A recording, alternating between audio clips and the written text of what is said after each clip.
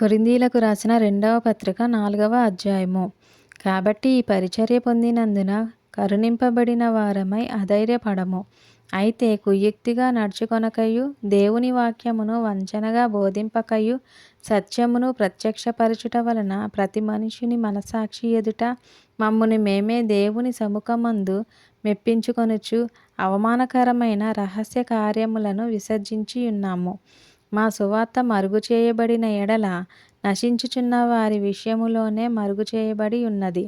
దేవుని స్వరూపియైయున్న క్రీస్తు మహిమను కనుపరుచు సువార్త ప్రకాశము వారికి ప్రకాశింపకుండు నిమిత్తము ఈ యుగ సంబంధమైన దేవత అవిశ్వాసులైన వారి మనోనేత్రములకు గ్రుడ్డితనము కలుగజేసెను.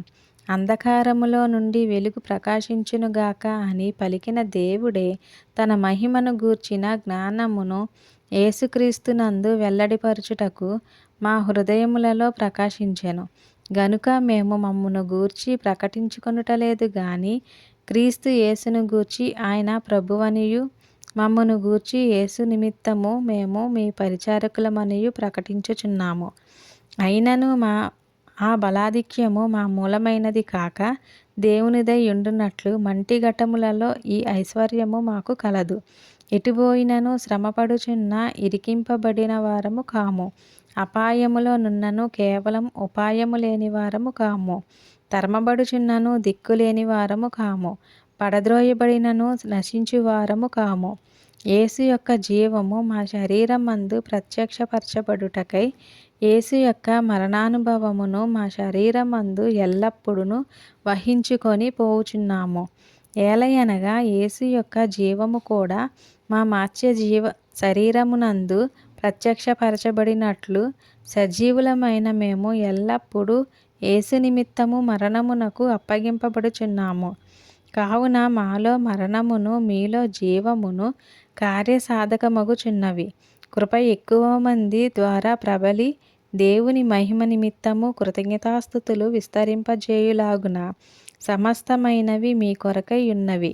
కాగా విశ్వసించితిని గనుక మాటలాడితిని అని వ్రాయబడిన ప్రకారము అట్టి విశ్వాసముతో కూడిన ఆత్మగలవారమై ప్రభువైన యేసును లేపినవాడు యేసుతో మమ్మును కూడా లేపి మీతో కూడా తన ఎదుట నిలవబెట్టునని ఎరిగి మేమును విశ్వసించుచున్నాము గనుక మాటలాడుచున్నాము.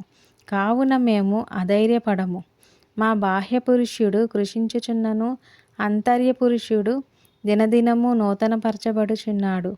మేము దృశ్యమైన వాటిని చూడక అదృశ్యమైన వాటినే నిదానించుచు చూచుచున్నాము గనుక క్షణమాత్రముండు మా చులకని శ్రమ మా కొరకు అంతకంతకు ఎక్కువగా నిత్యమైన మహిమ భారమును కలుగచేయుచున్నది. ఏలయనగా దృశ్యమైనవి అనిత్యములు, అదృశ్యమైనవి నిత్యములు. దేవుడు ఈ వాక్యమును దీవించి ఆశీర్వదించును గాక. ప్రైజ్ లార్డ్ అందరికీ. ఈరోజు వాక్యం విన్నారు కదా, అలాగే ఇంకొంతమంది కూడా వినిపించండి. మన యూట్యూబ్ ఛానల్ని లైక్ చేయండి, షేర్ చేయండి, సబ్స్క్రైబ్ చేయండి. Thank you.